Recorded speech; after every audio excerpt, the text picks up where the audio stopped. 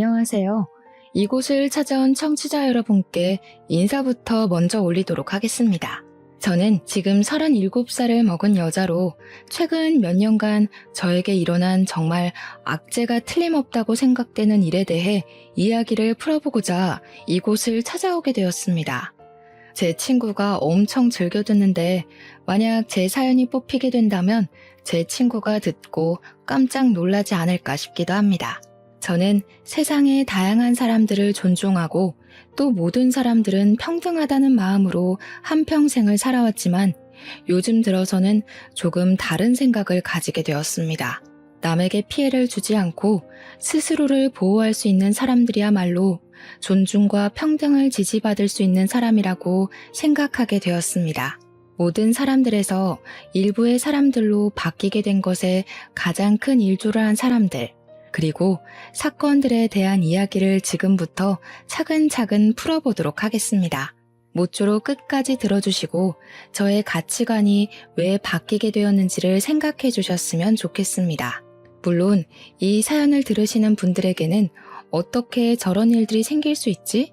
라고 느끼실지 모르겠지만 저도 저에게 이런 일이 벌어질 거라곤 생각도 못했습니다. 그러니까 청취자 여러분들 주위에서도 충분히 일어날 수 있는 일들이고 이미 포진되어 있는 상태일 수도 있으니 오늘부터 의심의 눈초리로 살펴보시기 바라겠습니다. 저는 야구를 정말 좋아하는 여자랍니다. 한국 야구는 리그 자체도 크고 전국 각지의 구단이 하나씩 자리 잡고 있기 때문에 응원을 하는 맛도 상당합니다. 20살 때 처음으로 동네 오빠들을 따라서 야구를 보러 갔다가 그 압도적인 응원과 매 순간순간 뒤집어지는 스코어에 푹 빠져 정말 야구에 미쳐있구나 할 정도로 살았습니다. 야구를 처음 본 이후에 완전히 매료되어서 야구장을 집처럼 드나들기 시작했는데 그 당시에는 대학생이기도 했고 용돈 자체도 빤해서 매번 가는 게 부담스러웠습니다.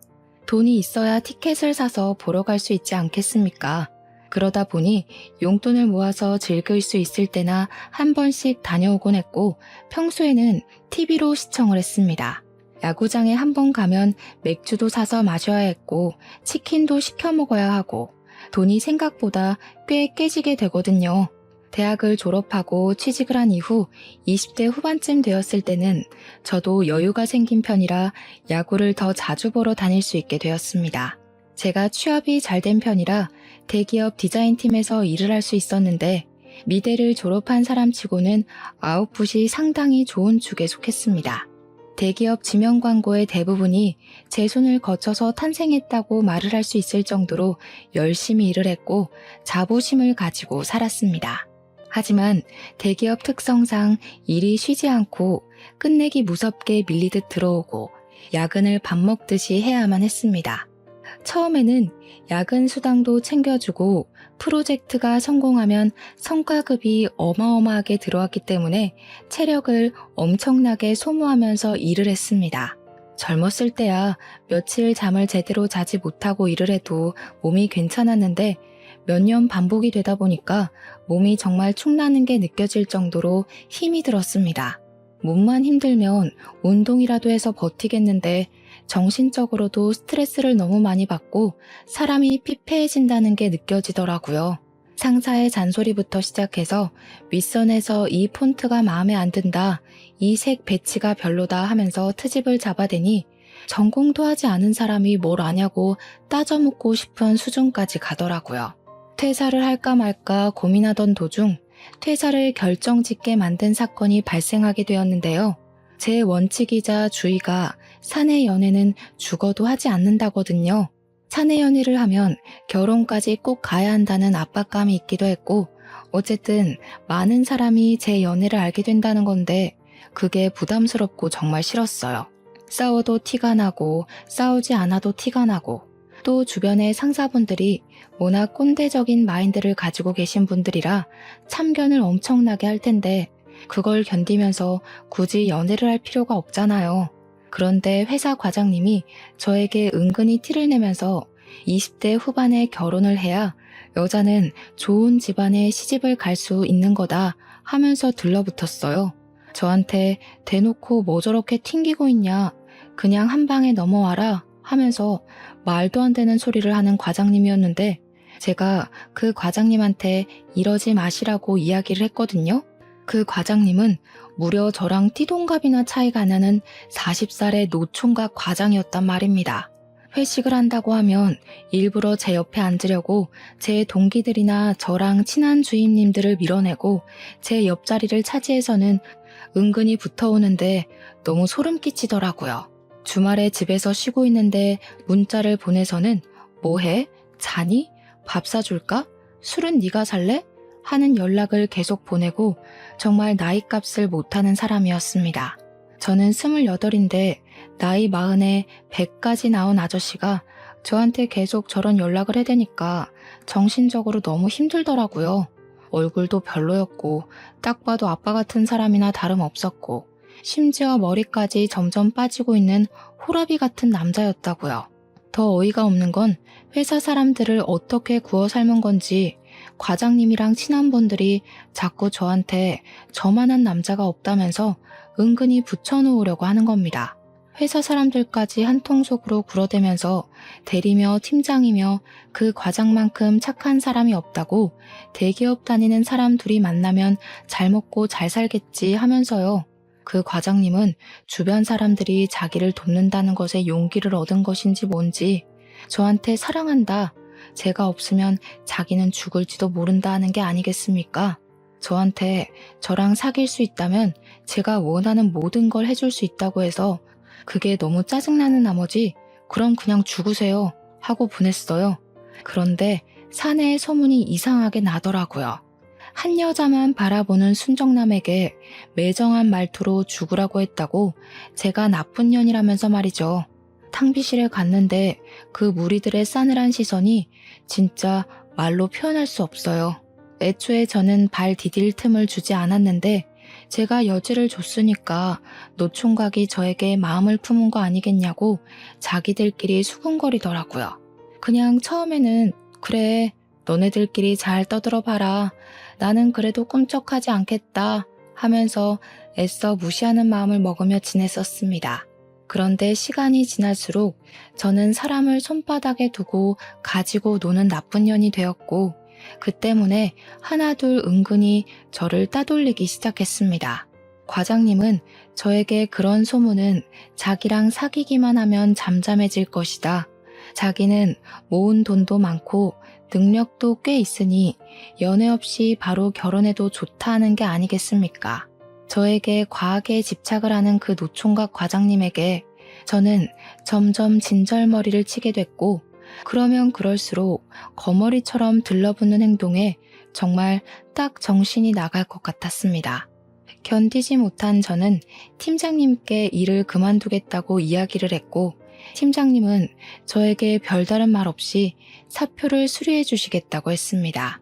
팀장님 또한 저와 노총각 과장을 엮던 사람이라 그런지 제가 그만둔다고 하는데 몸이 안 좋냐, 왜 그러냐 이런 말도 없이 아이고 우리 과장 어떡하냐 하는 소리나 하더라고요.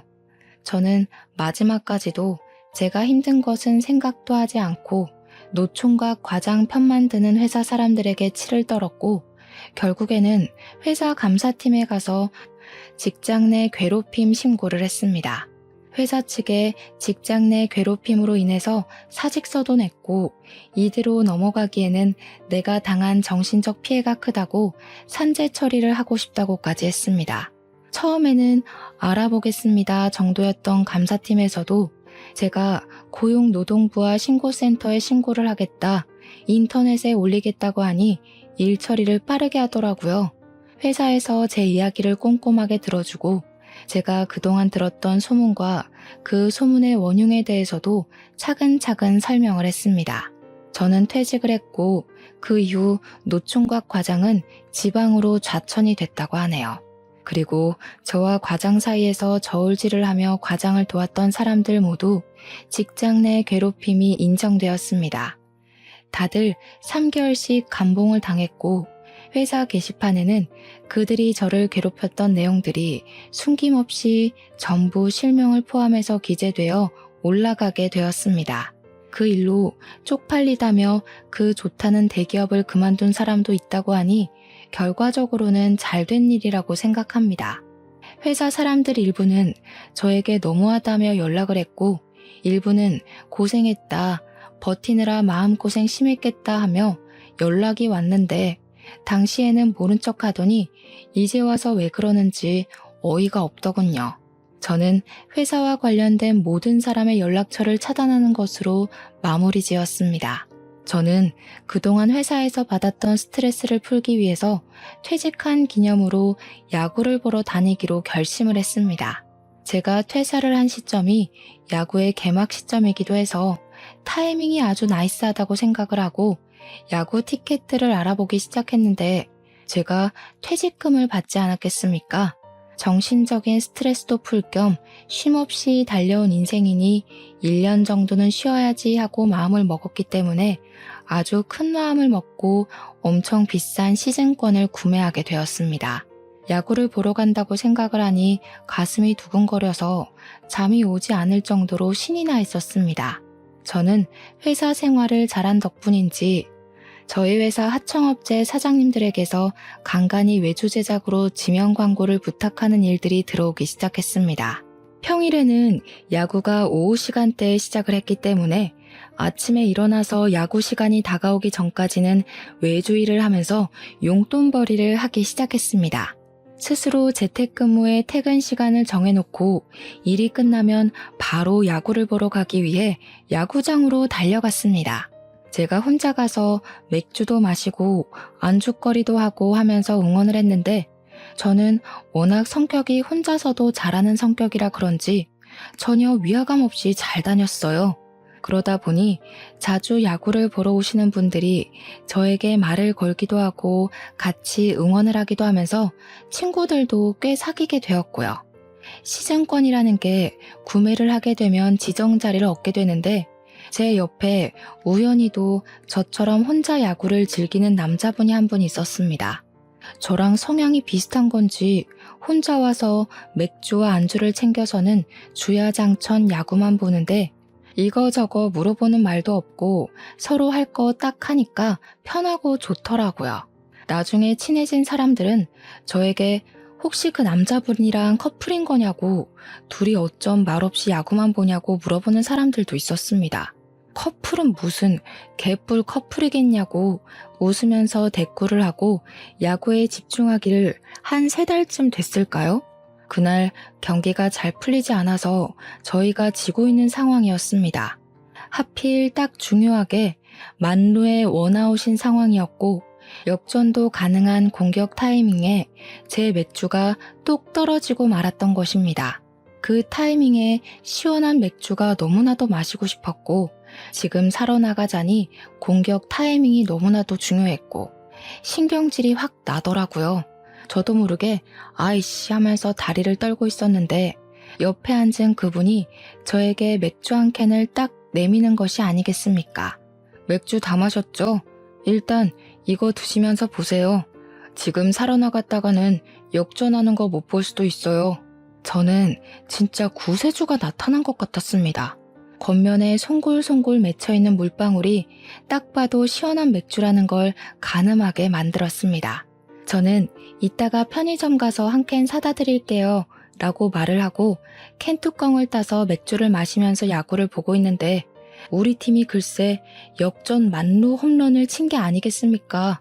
진짜 악소리가 절로 나는 기쁨에 옆자리에 앉은 그분과 어깨동무를 하며 응원가를 부르며 뛰기도 하고 좋다고 소리도 지르고 그랬습니다. 그 이후에 공수 교대를 하자마자 헐레벌떡 편의점으로 달려가서 맥주를 사다가 갚아드렸고 제가 과자 사온 걸 나눠 먹으면서 같이 야구를 보기 시작했습니다. 제가 흥분이 가시질 않아서 기쁜 마음에 또 언제 오냐고 시즌권 산 거 맞냐고 물어보니까 자기도 내일 또 올 거라고 내일 보자고 하더라고요. 저는 취미가 맞는 친구가 생긴 것 같아서 너무나도 즐거웠고 같이 야구를 보는 내내 선수들에 대한 이야기도 하고 팀 이야기도 나눴습니다.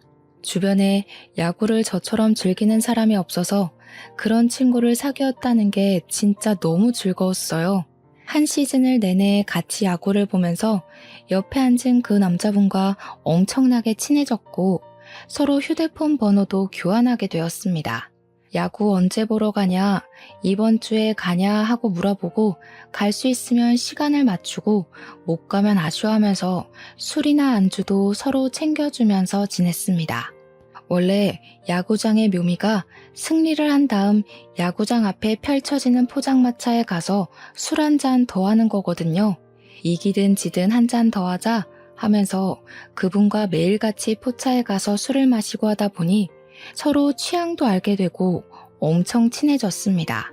어느 날은 저에게 무슨 일을 하냐고 물어보길래 저는 그냥 대기업 디자인팀에서 근무를 하다가 스트레스를 견디지 못하고 때려치운 뒤 지금은 외주 일을 간간히 받아서 하고 있다고 말했습니다.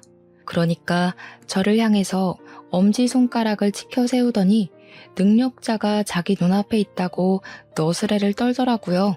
능력자라고 하기엔 볼품없는 몸이라고 했더니 집에서 근무를 하면서 야구를 다 볼 수 있을 정도로 여유를 가질 수 있다는 거 아니냐고 하더라고요. 듣고 보니 맞는 말이긴 했어요. 재택근무하면서 제 루틴은 제가 짜서 움직이는 거고 야구 보고 싶을 땐 언제든지 야구를 볼 수 있는 몸이었으니까요. 그냥 고개를 끄덕이면서 그런 셈이긴 하다고 대신 대기업에 근무를 할 때 반 정도밖에 수입이 되지 않는다고 이야기를 했습니다. 그러니 저에게 출퇴근을 하지 않으니 교통비도 빠질 것이고 재택근무니까 옷차림 신경 안 써도 되니까 절약되는 것도 꽤 있을 것 같다고 했습니다. 야구를 보러 나올 때 말고는 아예 집 밖으로 나가는 일이 없다고 하니 막 웃더라고요. 제가 겉보기에는 집에서 빈둥빈둥할 것 같아 보이진 않았다면서요. 그렇게 얘기하면서 알게 된 것은 남자의 이름은 민우였고 저보다 2살이 어린 연하남이라는 것이었습니다. 취업이 빨리 된 덕분에 꽤 알아주는 유명한 타이어 회사에 재직 중이었는데 야구를 너무 좋아해서 어떻게든 일을 끝내고 야구장으로 바로 퇴근한다고 하더라고요. 저한테 좋아하는 야구 선수가 누구냐, 어떤 모습이 좋냐 물어보는데 제가 일부러 놀려 먹으려고 야구 선수의 허벅지가 좋다고 이야기를 했거든요. 당황할 줄 알았는데 눈을 반짝이더니 남자의 생명 아니겠냐고, 엉덩이부터 내려오는 라인이 기가 막힌다고 자기가 더 신나서 이야기를 하더라고요. 좀 특이한 애구나 싶었는데 저한테 이런 것까지 잘 맞는다고 좋아하길래 일부러 나한테서 관심을 사려고 그런 말을 했다고 생각했습니다. 술을 자주 마시다 보니 자연스럽게 회사 노총각 과장에게 당해서 일을 그만두게 된 이야기도 하게 되었고 같이 분노를 해줘서 기분이 좋았습니다. 자연스럽게 저희는 한 시즌을 같이 야구를 보게 되었고 비슷한 취미에 취향이 겹쳐지니 자연스럽게 연애를 하고 데이트를 하게 되었습니다. 다음 시즌에도 더할 나위 없이 즐거운 야구를 즐기자고 약속을 했고 야구 시즌이 끝나도 저희는 계속 일주일에 한두 번씩 만나며 예쁜 사랑을 나누고 있었습니다. 생각보다 숙맥인지 저와 스킨십을 많이 하지는 않았지만 저는 그게 연하의 풋풋함이라고 생각하면서 오히려 좋게 보게 됐어요. 저는 프리랜서로 자리를 잡게 되면서 일이 많이 늘어 자유시간이 조금 줄어들게 되었지만 직장에 다니는 민우 씨와는 시간이 잘 맞아떨어졌습니다. 다음 시즌에도 약속을 했던 것처럼 야구를 보러 다니면서 연애를 잘했고 서로 잘 챙겨주면서 2년이라는 시간을 보낸 뒤 제 나이 31에 결혼을 약속했습니다. 결혼을 약속했으니 당연히 시댁에 인사를 드리러 갔는데 시모 반응이 의외였습니다. 저를 보자마자 눈을 동그랗게 뜨면서 여자친구라고? 정말? 하면서 민우 씨에게 되묻는데 민우 씨 얼굴도 약간 붉어져서는 끄덕이더라고요. 의외의 모습이 있네 하고 귀엽다고 생각한 것도 잠시 시모 될 사람이 저에게 하는 일이 무엇이냐고 물어보았고 저는 제 일에 대해 열정적으로 설명을 했습니다. 하지만 옛날 사람이라서 그런 건지 프리랜서라는 개념 자체를 잘 이해하지 못하시더라고요. 우리 아들은 유명한 타이어 회사에 다니고 있는데 너는 집에서 논다는 거 아니냐? 아니에요, 엄마. 엄마가 몰라서 그렇지 프리랜서로 일을 해도 웬만한 중소기업 다니는 사람보다는 많이 벌어요. 아니, 암만 그래도 떡하니 직장명이 붙은 회사에 다니면서 일을 해야지. 프리랜서라는 게 일이 끊기면 아무것도 없는 백수나 다름없는 거 아니야? 나는 걱정이다. 너네가 결혼하고 나서 어떻게 될지 아무것도 모르는데 직장이라도 튼실해야지. 민우 씨는 계속해서 시모에게 제 편을 들어주었고 그게 불편했는지 어느 순간부터 시모가 입을 꾹 다물더라고요. 물론 민우 씨가 대신 변명을 해주니 저는 아예 입을 열 타이밍도 없어서 편하긴 했지만 시모가 우리 아들을 구워 삶아 먹은 여자 보듯이 보니까 좀 불편하긴 했습니다. 다들 입을 다물었으니 정적이 흐르는 와중에도 끝까지 시모는 표정으로 저에게 마음에 안 든다는 기색을 보였어요. 그 분위기에서 시부가 뜬금없이 한마디를 하셨는데 그 말로 인해서 분위기는 더 험악해졌습니다. 집에서 평생을 놀고 먹기만 한 옆에 내가 알긴 뭘 알겠어. 요즘은 저렇게 자기 전공 살려서 편하게 눈치 안 보고 일하는 게 제일 좋은 거지. 실적 압박도 없고 상사 잔소리도 없고 집에서 편하게 일하는데 얼마나 좋아. 그런데 집에서 평생 놀고 먹기만 한 여팻네라는 말이 시모의 발작 버튼이었는지 엄청 자존심 상해하면서 시부랑 부부싸움이 벌어지게 된 것입니다. 시모는 자기가 집에서 내내 내조를 하고 뒷바라지를 한 덕분에 우리 아들이 떡하니 회사에도 취직을 한 거 아니겠냐고 그게 다 자기 공로라고 이야기를 했습니다.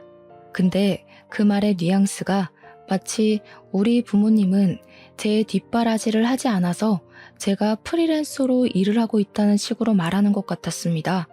저도 우리 집에서는 엄청나게 귀한 딸인데 왜 이런 취급을 받아야 하는지 어이가 없었죠 뭐. 시부와 남편의 적극적인 지지로 결국 저와 남편은 결혼을 하게 되었고 저희의 마음을 담아 웨딩 사진도 야구 유니폼을 입고 찍었습니다. 신혼여행도 잘 다녀오고 신혼집에 입성을 하자 결혼을 했다는 게 정말 실감이 나더라고요. 올해도 즐겁게 잘 지내보자고 남편과 손을 맞잡고 이야기를 했지만 저희는 야구 시즌권을 구매할 수 있는 상황이 되지 못했습니다. 제가 갑자기 일이 엄청나게 늘어나게 되어서 야구장은커녕 집에서 TV로 중계를 볼 시간조차 생기지 않았기 때문이었습니다. 거기다가 남편이 갑자기 지방에 있는 본사로 발령이 나면서 저희는 신혼을 시작하자마자 주말 부부로 생활을 하게 되었습니다. 지방 대도시가 본사인 회사라 남편은 승진을 해서 본사 발령을 가게 된 것이긴 하지만 신혼인데 주말에만 만날 수 있다는 게 너무 슬펐습니다. 물론 제가 프리랜서였기에 무리를 하면 따라갈 수 있는 상황이긴 했지만 외주 제작을 하던 일들이 전부 미팅을 해야 하는 일이라서 갈 수가 없었습니다. 일을 조금 줄이거나 무조건 서면으로 일을 받으면 가능하긴 했지만 하던 일까지는 마무리를 해야 따라갈 수 있었죠. 그런데 남편이 원래 본사에서 기숙사를 구해주기로 했었단 말이죠. 결혼을 했으니까 부부가 같이 살 수 있는 소형 아파트를 해주기로 했었습니다. 하지만 그게 회사의 사정으로 무산이 되게 되면서 2인 1실을 사용하는 기숙사에 들어가게 되어 제가 따라가기가 어려워지게 되었습니다. 신혼집의 전세 계약 기간이 남아 있었기에 저는 결국 서울에 남는 것으로 남편과 합의를 보게 되었습니다. 졸지에 주말 부부로 살게 되면서 저희 사이는 더욱 애틋해졌는데 그때부터 시모의 괴롭힘 또한 시작되었습니다. 틈만 나면 저를 불러다가 잔소리와 심부름을 콤보로 찍기 시작하는데 와, 직장 내 괴롭힘보다 더 견디기 힘들더라고요. 우리 아들 기숙사 살면서 밥이나 제대로 먹겠니? 네가 하루 가서 같이 생활하는 직장 동료 목까지 밥 좀 해주고 와라. 그리고 날이 좀 추워진 것 같은데 너만 뜨뜻하게 살아서야 되겠니? 가서 전기장판이랑 이불도 좀 갖다 주고. 아참, 거기 해가 들이쳐서 눈이 부시다고 하던데 커튼을 주문해놨으니 가서 달아도 줘라. 알겠지? 우리 남편 회사에서 삼시세끼 다 주고요. 주변에 배달되는 음식점도 많아서 오히려 살이 찔까봐 걱정이라고 먹는 건 걱정하지 않아도 된다고 연락이 왔었습니다. 기숙사 난방 또한 너무 잘 돼서 추운 걸 느낄 시간도 없다며 더워서 반팔만 입고 지낸다고 이야기도 했고요. 거기다가 커튼, 진짜 너무 어이없지 않나요? 제가 운전을 할 줄 몰라서 그걸 가져다 주려면 기차를 타고 가야 하는데 기차 타고 커튼 들고 기숙사를 찾아가서 장치까지 전부 달아주고 오라고 하는 게 너무 황당하더라고요. 그렇게 6개월이라는 시간이 흐르고 어느 날 남편이 갑자기 저한테 할 말이 있다고 하더니 돌연 퇴사를 하고 싶다고 이야기를 하는 것이 아니겠습니까? 저는 직장 내 괴롭힘이라도 있는 건지 걱정이 되었는데 그냥 서울에 가고 싶다고 향수병에 걸릴 것 같다고 징징거리더라고요. 그러지 말고 다시 서울로 발령받을 수 있게 신청을 해봐라 했는데 지원자도 너무 많고 자기가 아직 짬밥이 얼마 안 돼서 방법이 없다고 하더라고요. 언제까지 주말 부부로 살 수 없지 않냐면서 아직 결혼한 지 1년도 안 됐는데 신혼 초부터 이렇게 떨어져 있는 게 말이 안 되는 것 같다고 저에게 졸랐어요.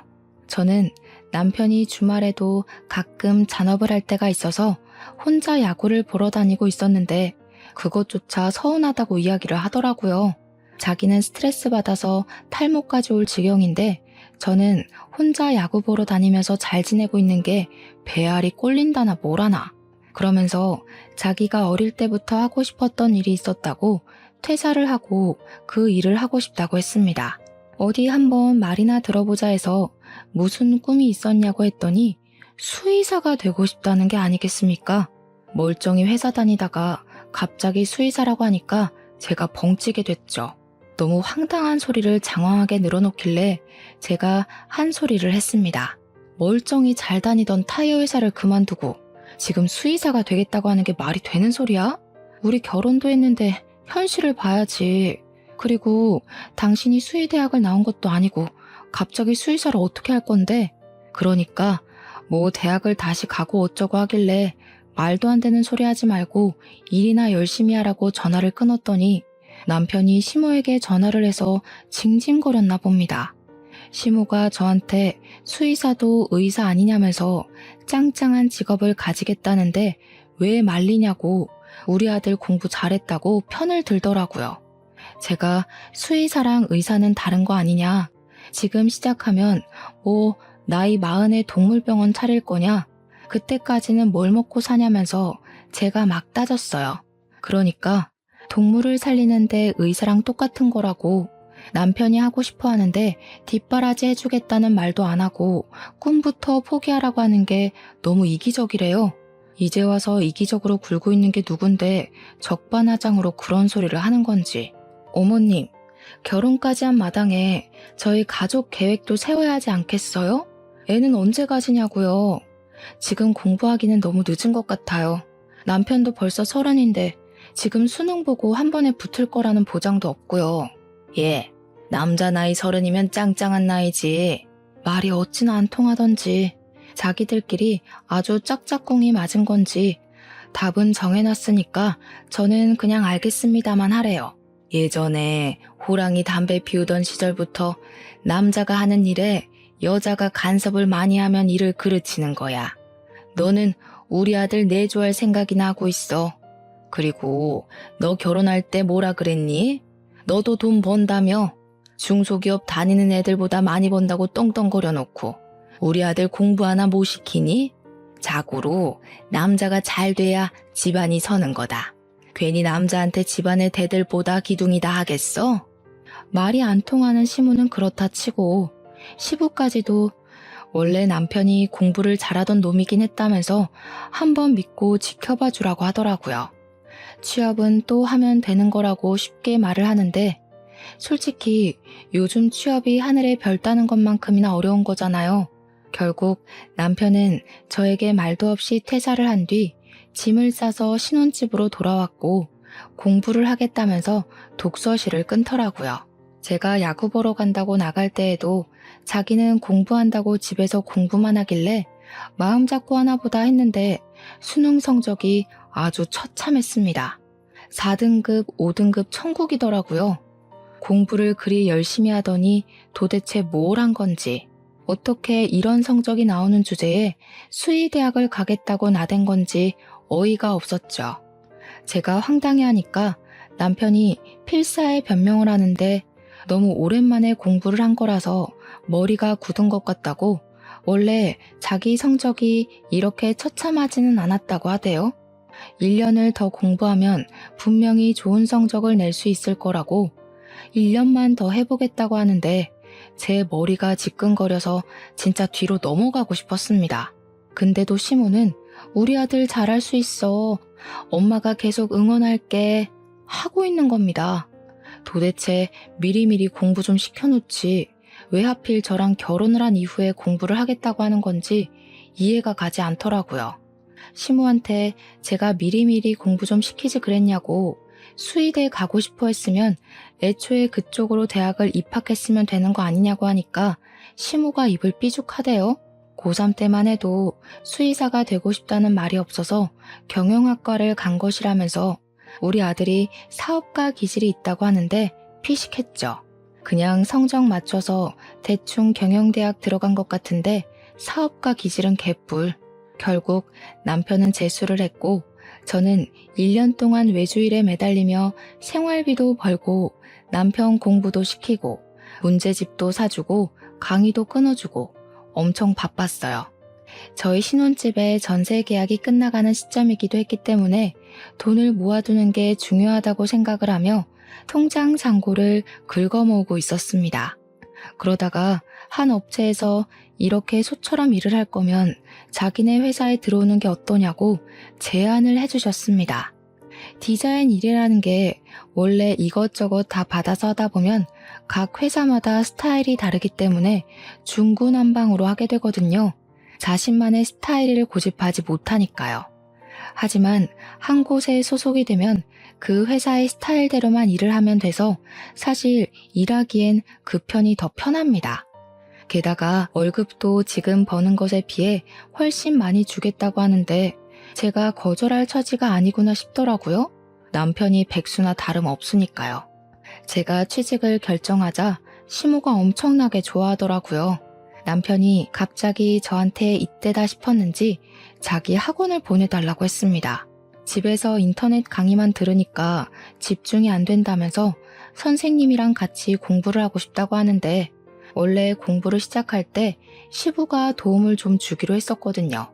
제가 시부를 빤히 바라보니 눈을 돌리는 거 있죠? 입을 싹 씻는 듯한 그 행동에 제가 어이가 없어서 남편 학원비까지 내줬습니다. 돈을 개처럼 벌면 뭐하나 싶었습니다.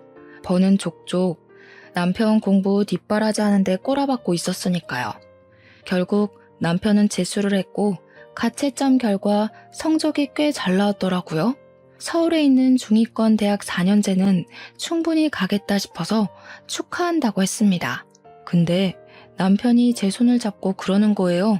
이왕이면 사자 이름 붙는 직업인데 학교 이름이 엄청 중요한 거 알지? 내가 이번에 성적이 잘 나오긴 했는데 외국어가 좀 별로였어.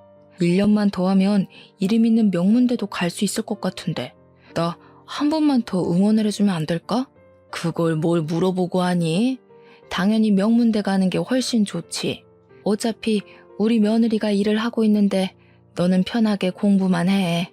제 의견은 듣지도 않고 자기들끼리 앞으로 잘하겠다, 꼭 명문대에 붙겠다 하면서 난리가 났고 원서 접수조차 하지 않았더라고요. 남편은 삼수를 시작했고 저는 1년 동안 남편 얼굴도 보기 싫어서 내내 야구를 보러 다니고 주말에는 카페에 나와서 시간을 보내고 했습니다. 물론 제가 취직을 한 이후에 시모의 괴롭힘도 사라져서 나쁘진 않았지만요. 그렇게 삼수를 한 결과 남편은 32이라는 나이에 명문 수의대에 합격을 하게 되었고 그때부터 다시 대학 생활을 시작하게 되었습니다. 입학을 하던 날에 긴장이 된다면서 띠동갑인 아이들이랑 잘 지낼 수 있을까 걱정을 하던 남편은 아주 완벽하게 대학 생활에 적응을 했습니다.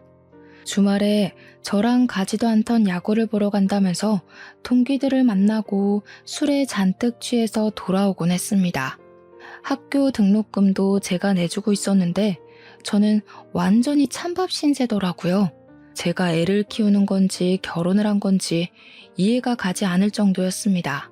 남편은 날이 가면 갈수록 밖으로 나돌기 시작했고 저는 결국 열이 받아서 남편을 붙잡고 진지하게 이야기를 할 수밖에 없었습니다.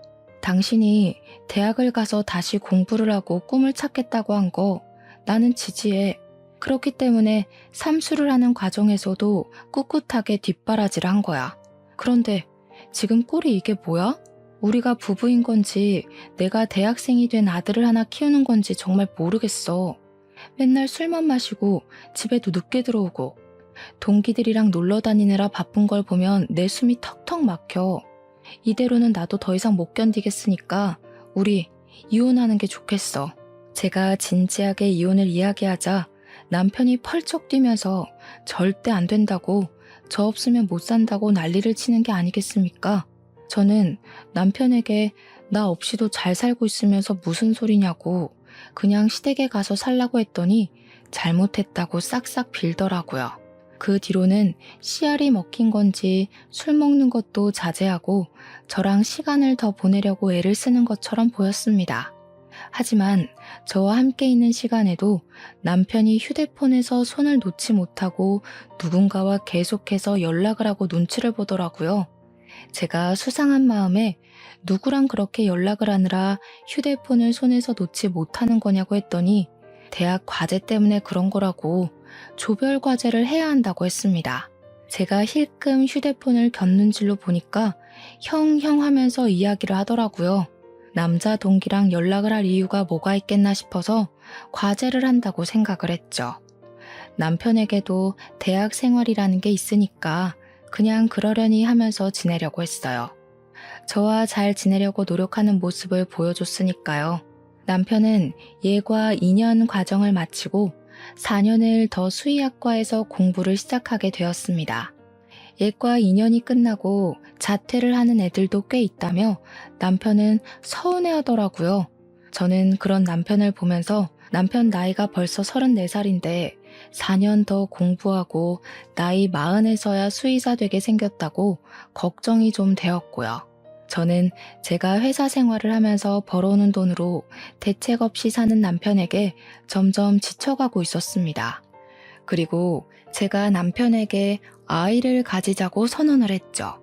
제 나이가 36인데 더 늦으면 힘들 것 같다고 이야기를 하니까 남편이 그러는 거예요. 우리 아이 생각은 하지 말고 나중에 동물이나 키우면서 둘이 오순도순 살자고요. 남편이 학교 생활이 힘들다는 이유로 저랑 각방을 쓴 지도 꽤 됐고 저는 그게 말이나 되냐며 남편에게 화를 냈죠. 시모도 은근히 아이를 바라는 눈치인데 아이랑 동물이 같냐고 하니까 자기네 부모님도 이해해 주실 거라고 걱정하지 말라는 겁니다. 의견이 좁혀지지 않아서 서로 빈정이 상해 있던 어느 날 남편이 뜬금없이 야밤에 걸려온 전화를 받고 제 눈치를 보면서 옷을 주섬주섬 입더라고요. 누구야? 이 시간에 어딜 나가? 아니, 동기인 동생이 애인이랑 헤어졌다고 술 먹고 전화가 와서. 뭐? 이 시간에 그게 말이 돼? 너 혹시 바람났어? 아, 남자애야. 근데 전화기에서 목소리가 흘러나오는데 진짜 남자애가 형 하면서 울고 있는 겁니다. 저한테 고작 해봐야 20대 초반인 남자애라고 그때는 본인 연애가 하늘이고 땅 아니냐면서 달래주고 온다고 하는데 저도 황당해서 그래 갔다 와라 했습니다. 그 이후에도 남편은 학교 생활에 빠져서 툭하면 나가고 툭하면 남자 동기들 만난다고 술 먹고 그런 생활을 반복하다 제가 어느 날 꼬리를 잡게 되었습니다. 제이라는 여자에게서 온 문자를 보게 된 것인데 내용이 보고 싶다는 말이었습니다. 저는 놀래서 남편 휴대폰을 빼앗아 문자 목록을 뒤지는데 남자애들 이름 사이에서 제희 딱 2글자로 저장된 이름을 발견한 거죠. 여자로서 순간 직감이 들었고 문자 내용도 보고 싶다, 뭐하냐, 목소리 듣고 싶다 그런 내용만 가득한 게 아니겠습니까? 저는 배신감에 치를 떨면서 남편에게 해명을 하라고 했고 남편은 사색이 되었습니다. 아니 그런 게 아니라 아무 말도 못하고 계속 그런 게 아니다만 반복하는데 대학을 가서 새파랗게 어린 여자랑 바람이 났다는 게 진짜 믿어지지가 않더라고요. 제가 부들부들 떨면서 당장 시댁에 가서 이야기를 하겠다고 옷을 입고 나오니 남편이 저를 따라오면서 오해라고 변명을 시작했어요. 하지만 저는 들리지 않았습니다. 그리고 그 야밤에 시댁을 찾아가 시부모에게 남편이 바람이 났다고, 대학에 가서 어린 여자랑 바람이 났다고, 그년이랑 야구도 보러 가고 데이트도 했다고 다 고자질을 했죠. 문자를 보는데 저랑 했던 데이트를 그대로 그 여자와 했더라고요. 저는 열받아서 눈물도 나오지 않았습니다. 시부는 진짜냐고 몇 번이나 되묻고는 남편의 뺨을 그대로 내리쳤습니다. 우리 며느리가 뒷바라지 다 해서 대학 보내놨더니 그런 식으로 뒤통수를 때려? 바람을 펴? 아니, 아들 뺨은 왜 때리고 그래? 보아하니 임신도 못하는 게 지가 돈 번다고 우리 아들 무시하고 그랬겠지. 제가 오죽하면 딴 데 눈을 돌렸겠어? 더 들을 필요도 없을 것 같아요. 이혼하겠습니다. 그래, 나도 너 마음에 안 들었어. 꼴랑 그거 본다고 유세 떨기는. 이혼해. 남편은 안 된다고 제 다리를 붙잡고 늘어지는데 시모는 남편 등짝을 때리면서 추잡하게 굴지 말고 이혼하라고 하대요. 남편이 계속해서 협의 이혼을 거부하는 바람에 저는 변호사를 선임해서 소송을 진행했고 상간녀 소송 또한 준비를 했습니다. 전화번호랑 이름이랑 전부 변호사에게 넘기고는 알아서 잘 처리를 해달라고 했는데 이혼을 진행하던 도중 변호사가 저에게 연락을 해왔습니다. 사모님, 제이라는 이름으로 남편분 주변 상간녀를 찾아보고 소장 접수도 다 했는데요. 법원에서 시정 명령이 나왔어요. 그게 상간녀가 아니라 제이라는 사람이 남자라는데요. 저는 제가 들은 말이 뭔 말인지 한참을 생각해야 했습니다. 그러니까 남편이 바람을 피운 상대가 여자가 아니라 남자라는 것이었습니다. 저를 만나기 전부터 그랬던 건지 뭔지 모르겠지만 남편은 양성애자였고 대학에 가서 남자와 바람을 핀 거죠. 어쩐지 저랑 부부 생활도 매끄럽지 않았고 이상형 이야기를 나눌 때도 자꾸 남자 이야기를 그렇게 하더니 그게 저에게 환심을 사려고 한 행동이 아니라 진심이었던 것입니다. 남편이랑 이야기를 하려고 하니 남편은 저에게 시댁으로 오라고 하더군요.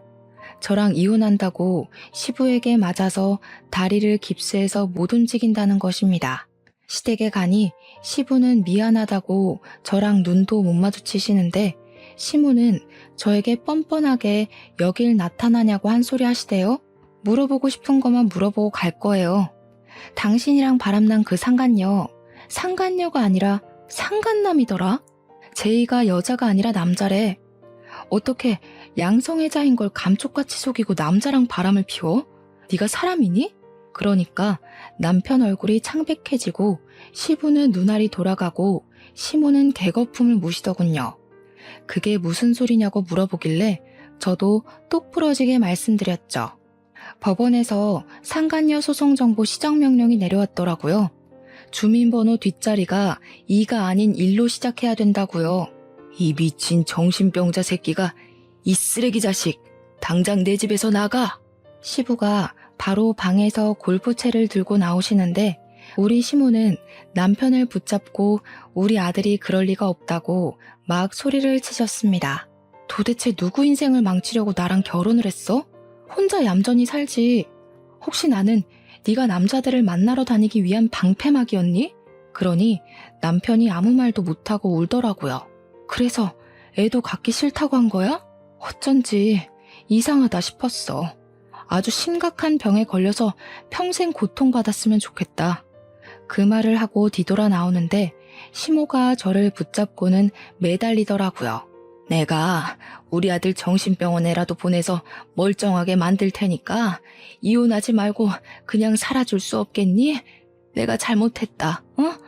우리 재산도 다 넣어주고 네 눈앞에 나타나지 말라고 하면 안 나타날게. 제발 우리 아들 버리지 마라. 응? 시모는 아들이 남자를 좋아한다는 것을 받아들이지 못해서 그나마 저랑은 결혼까지 했으니 제가 옆에 붙어 있어 주길 원하는 눈치였습니다. 제가 정신 나갔어요? 위자료나 준비하세요. 재산 분할도요. 이혼은 당연히 저에게 유리한 조건으로 이루어졌고 요즘은 꽤 있는 사례라고 이렇게 이혼하는 사람들이 많다고 변호사가 알려주더군요. 위자료가 입금되자마자 저는 휴대폰 번호도 바꾸어버렸습니다. 회사까지 찾아올까 무섭긴 했지만 이혼 서류 마무리되자마자 시댁에 한 번만 더 나를 찾아오면 아들이 양성애자인 거 소문내겠다고 하니 코빼기도 보이지 않더라고요. 제가 위자료 3천만 원을 받고 상간남 소송으로 정신적 피해보상 금액까지 위자료 1천만 원을 더 받았는데 시부가 저에게 미안하다며 5천만 원을 더 주셨습니다. 그동안 제가 남편 뒷바라지를 한 게 6년이 넘어가니까요. 저는 그냥 감사합니다 하고 그 돈 받고 차단을 해버렸습니다. 그 돈으로 저는 내년에 야구 시즌권이나 구매해서 보려고 해요.